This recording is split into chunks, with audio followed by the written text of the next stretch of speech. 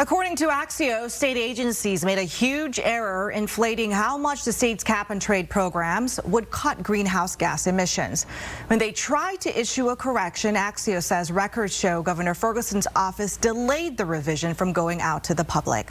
It all stems from the Department of Ecology reporting that projects paid through the Climate Commitment Act would cut 8.6 million metric tons of emissions, but the correct figure was 1.2 million. The Department of Ecology identified the error that originated from a Department of Commerce data, and records obtained by Axios show state workers felt it was urgent enough to correct immediately, but they were held up by Ferguson's office for weeks. The delay is linked to the governor's media policy quietly implemented last year, requiring most agencies to get approval from his office before information can go out to the public. Reporter Melissa Santos broke those details months back, and she joined me today to talk about the latest details she uncovered. And this information that is in the center of this is regarding the Climate Commitment Act and kind of assertions, the number that claims, how much pollution was reduced. Is that correct? Right. So part of this Climate Commitment Act, which is our state's cap and trade law, is spent on projects that provide climate resilience or help reduce greenhouse gas emissions further than the other parts of the law do. And so the estimate had been that some of these projects had reduced by millions of metric tons of greenhouse gases more than they actually had.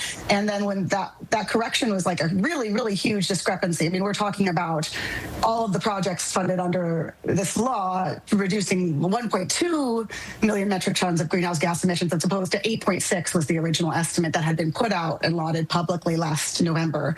So that's a pretty big difference. And we actually have state officials saying, wow, this really is a really big difference. I mean, and they said specifically, given the size of the error, we believe we need to publicly acknowledge and take responsibility for it. And they had this urgency. The governor's office did not. And for me, maybe this one thing is arguably a small thing, but this is really part of a pattern with our governor's office currently of just acting as a roadblock for when agencies want to get information to the public. Then what was the reluctance in correcting the record if it's just a number situation? It's not totally clear from the emails. What I did get from the governor's office when I asked, hey, why didn't you just approve sending this out? They said they wanted to make sure there were no other errors, that, things were corrected properly, and that there was some sort of plan in place for preventing future errors. That's all fine, but I also think that some of that work didn't even happen by January 6th when ultimately this correction was sent out. So it didn't quite square with the records I have.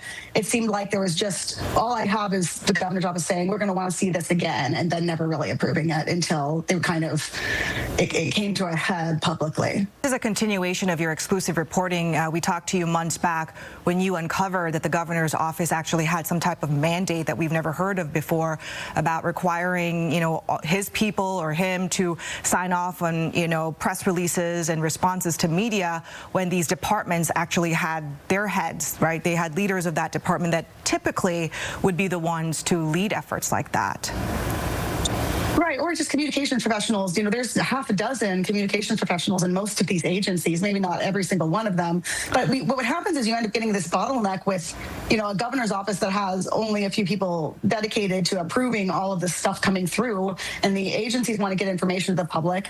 In some cases, it was about public health issues before my prior reporting showed, like measles cases, things like that. People who are having to follow these new protocols feeling hamstrung in their jobs, feeling like they can't do a good job for the people of Washington State. And many of them have moved on. A very large number of people are not staying in state government and doing the work that I think they had hoped to do under this governor. So we have a government efficiency problem, people just not being able to do their job by their own accounts, and information not getting to the public in the timelines that professionals in state government think it should. And I think that that's a concern.